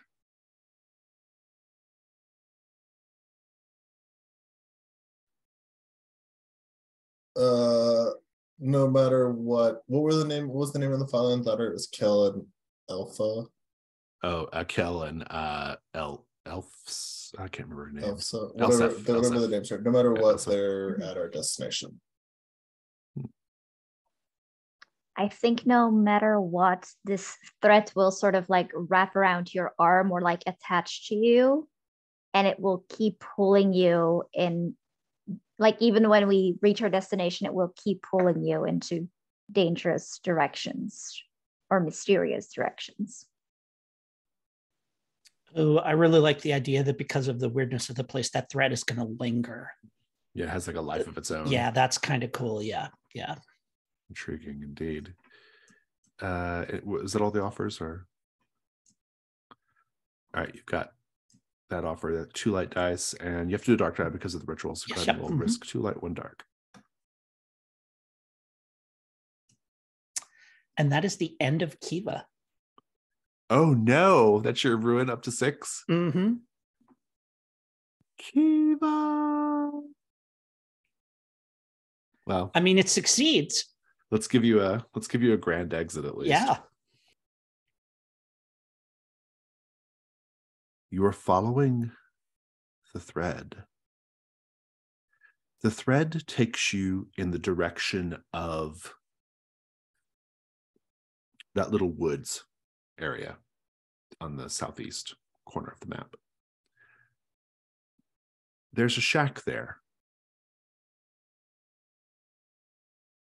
And the thread stops at a certain point and wraps around your wrist, Kiva, and squeezes as if to say, to hold you back, as if to say stop. And what the thread is stopping you from is from being seen by one of the witches coming out of of the cabin.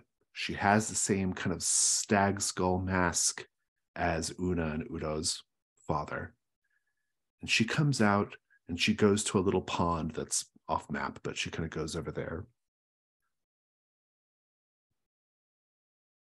And then the thread keeps going into her shack,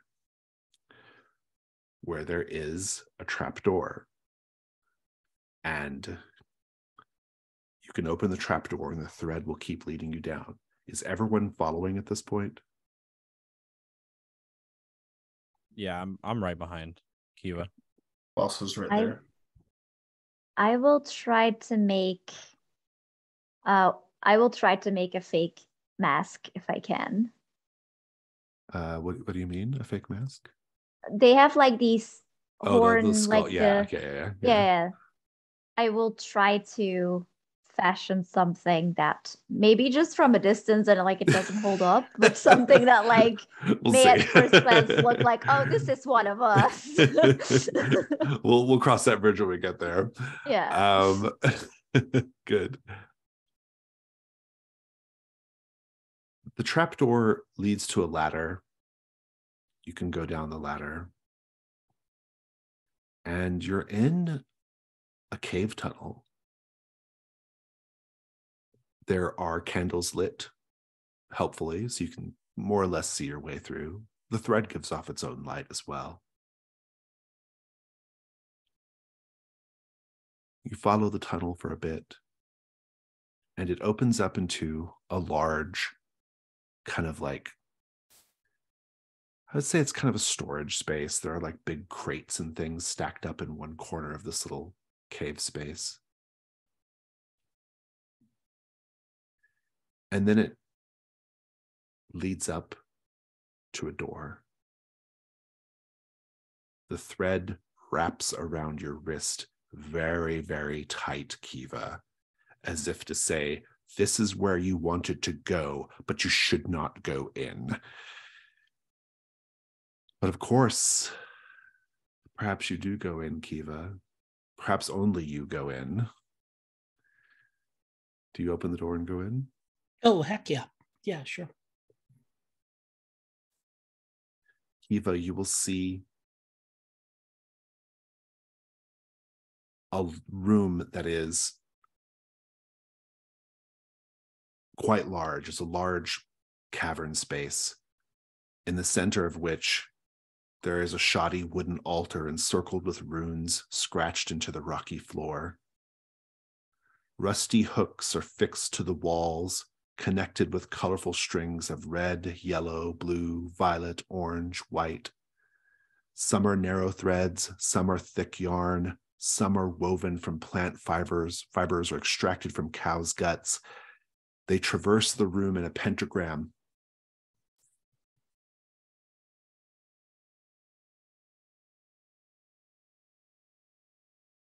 Converging in the middle where the altar is.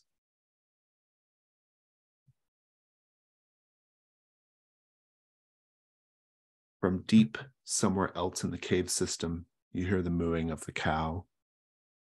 Everybody can hear that.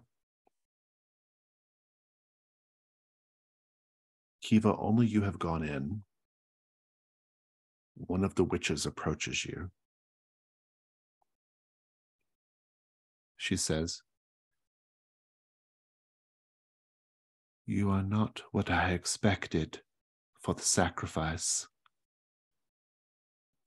But surely you will serve the trick. Tell me,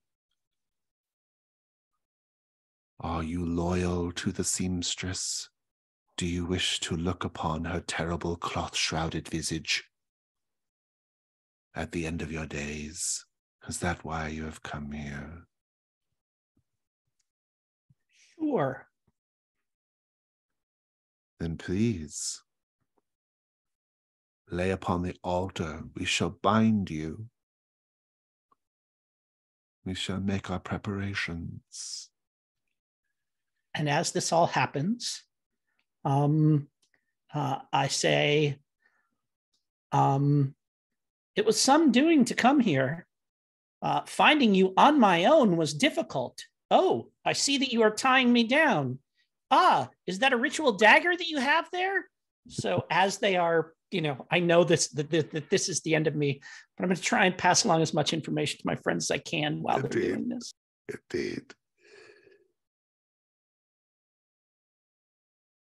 Indeed.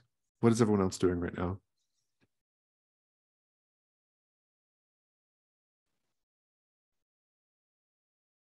So we are in the hut, in the witch's hut. We just haven't entered this particular No, I think room, you all right? went down to the cave, but only Kiva right, went inside this big chamber in the middle of this ritual chamber. Okay. In that case, I think I'll just do we hear Kiva saying all this? Yes. Or? Okay. um,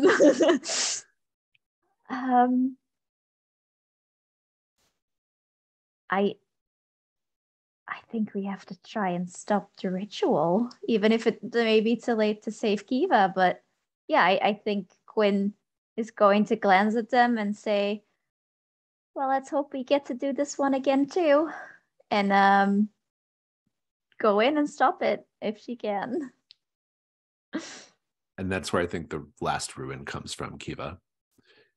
The witch just sees that there's trouble and just plunges the dagger into you. And you are all immediately taken in by the smoke.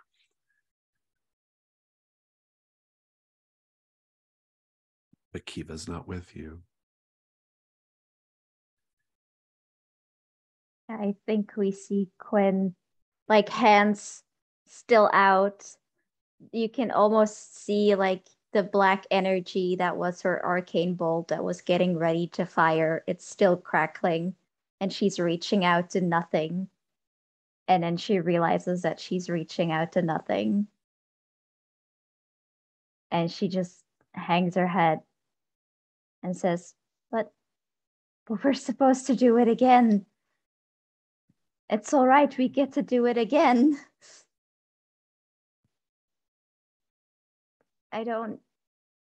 This doesn't make sense.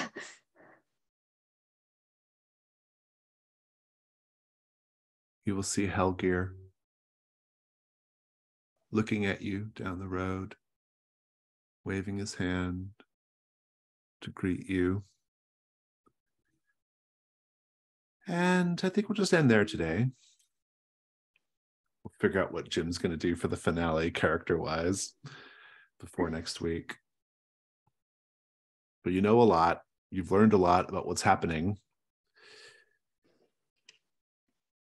And so let's do stars and wishes.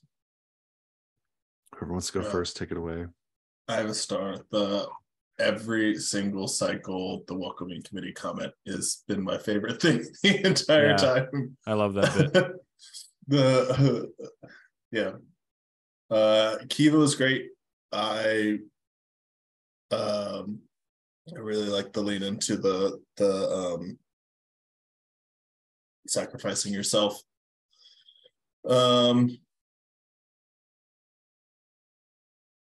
I really like the module. I've just been somewhat lost as to what to do next. But it's infuriating in a good way. You're absolutely on the right track. You have to get the string from the cat. Okay. It's just every time I get close, it just disappears. So I really like it. It's get the string from the cat. My two thoughts are get the string from the cat, or I have a ritual called drain all the water, which would be liquid, out of the cow so that it can't be sacrificed. Intriguing. So the thing is the module presents lots of possibilities. There's lots of different ways you can resolve this, right? Okay. Maybe something will happen if you stop the ritual. Maybe something will happen if you prevent the cow from reaching the circle. Prevent it. Maybe you stop the witches from getting down there. There's different ways to approach it, right? And all lead to different kinds of outcomes. You still have to figure out a way to get back. Who knows what's going to happen if you don't stop the ritual, or if you do stop the ritual, and what happens then? We don't really quite know. Also, there's the mystery of the strangers appearing in the square in ever greater numbers. What are they doing? What is their purpose? What's going to happen when they're all together? Whatever that means. There's a lot of mystery, but you've figured out a lot of it today. So I guess that's my star. I really enjoyed this sort of like gradual unfurling of the mystery. This is a challenging module to run. Like it's so many like plates to keep spinning in your head as a GM, but it's I feel like I'm managing it, but like I feel like I'm just managing it. Like I feel like I'm like holding on for dear life, as like every news cycle, but it's a fun challenge. It's an interesting challenge because it requires a certain type of like thinking. That is not, it's like not a linear kind of thinking. It's like this more like temporal and spatial thinking, and it's very unusual for me, but but it's a cool module in that way, but it's definitely a challenge, that's for sure. I really liked I'm like a huge horror fan, so hearing you describe the worm things, I even typed it in that I was kind of got like a John Carpenter thing going in my own head about that. But I also really liked spending time with Bazo and Kiva today. That was fun. And I really like the down and dirty fighting when we're just like basically wrestling on the ground, not clashing swords, you know what I mean? That was really cool in my head, because I like the realistic kind of, people just end up rolling around on the floor. That's how fights end up turning out. And I really, really liked Quinn with the father and the whole dealing with the children and stuff like that. That was really fun. And it was cool to kind of meet back up and just be weirded out by her again. I have a wish that you all investigate the farmhouse. It's actually like a really important part of the thing, and like you'll have not gone there yet. So I feel like that was after seeing the cow, hearing the cow bunch, and then I figured that was the next good spot to go. Yeah, you've kind of like seen every building. You haven't gone in the barn yet, but you've seen like every a glimpse at least, seen everything except for the farmhouse. So but the farmhouse is the last piece of the puzzle, we'll say. Every space is important. That's the last one. So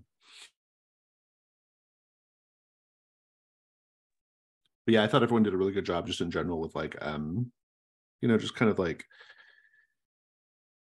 figuring out what they want to do in their loop, figuring out what to skip, what to deal with. It was kind of fun for you all to figure out like there's nothing to be gained by continuing to fight Hellgear. like it's just a wasted effort, that was all kind of fun.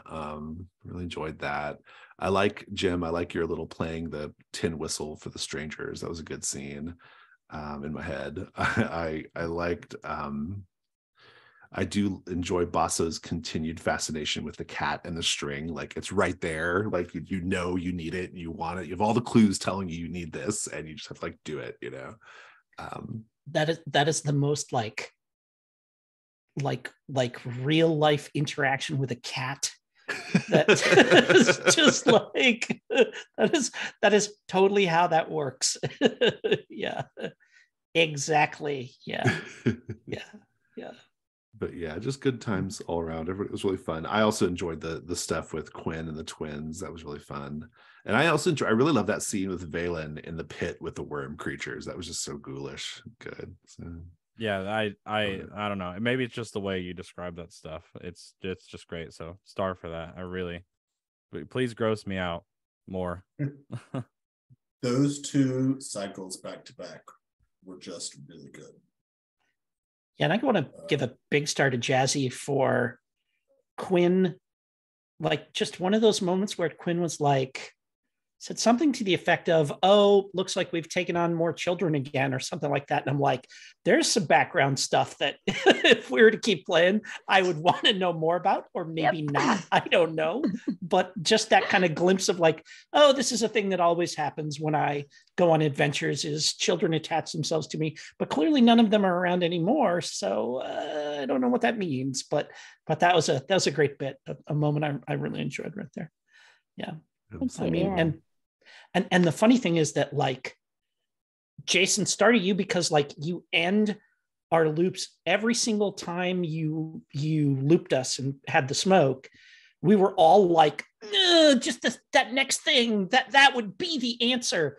Whether it was or not, the fact that we didn't get to see it, I felt convinced if I had only gotten to see what he was taking down off the mantelpiece, like that everything would have fallen into place. So, kudos to you for good timing on all of those. Yeah, for me, stars for Kiva. I love the kind of like blasé way that he faced death. Because even, wanting to relay info, just been like, oh, was that a sacrifice? Resigned is probably, yeah. Yeah. And I especially like it because I feel like in the context of this, in my mind, there's this tragedy that Kiva too thought there might be a second loop. Right. And maybe I'm gonna come relate back. it info. Yeah. Yeah, and it's gonna be okay.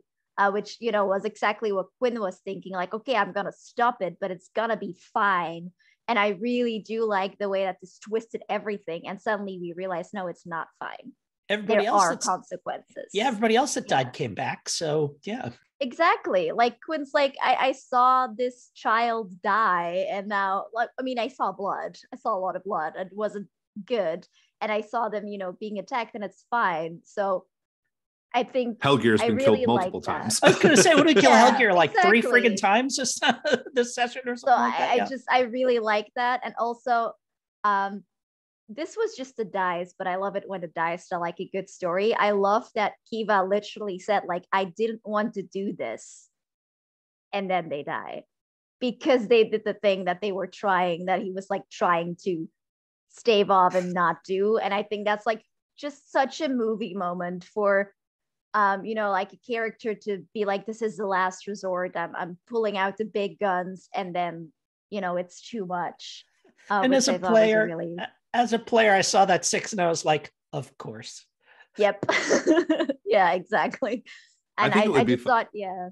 I think it would be fun if your character for the final session, Jim, has something to do with the gold thread, like the gold thread, like it's like a Kiva construct. The gold thread is like, like you're like a puppet or something. That'd be kind of cool, like a mannequin. That'd be kind of dope. That would be very cool. But we got to wait to talk about it on Discord and figure something out fun. So yeah.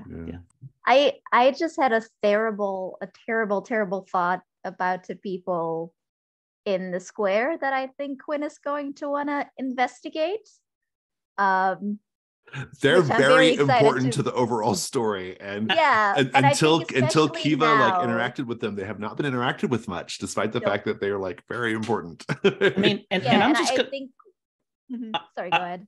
I'm just going to point out that when I got sacrificed by the witch, I had the 8th mask in my possession, so just going to put that out there too. Yep. Mm-hmm.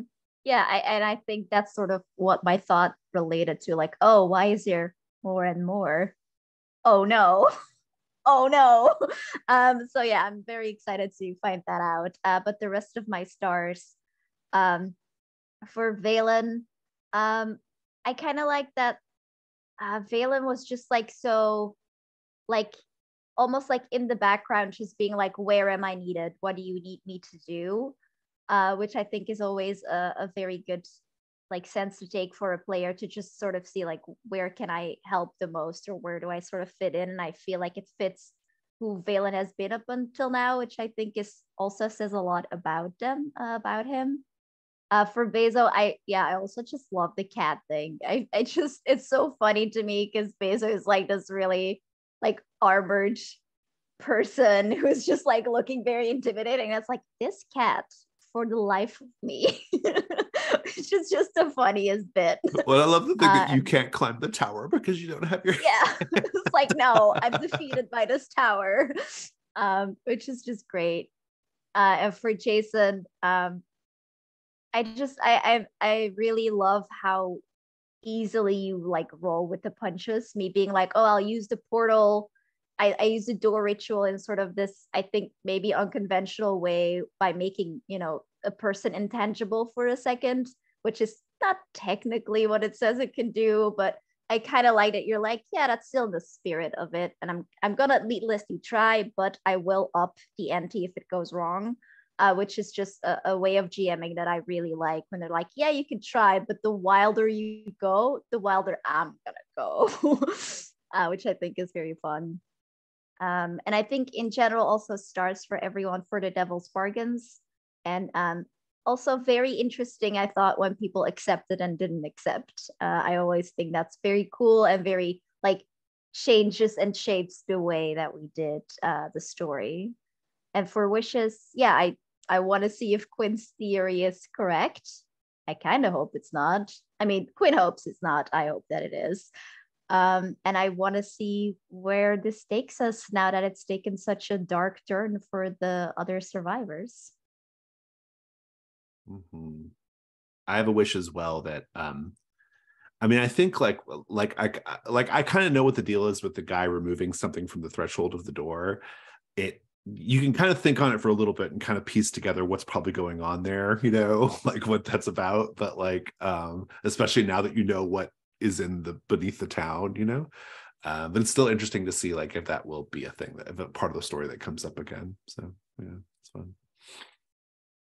Any other stars or wishes before we go? Okay, then let's wave goodbye to people watching the video.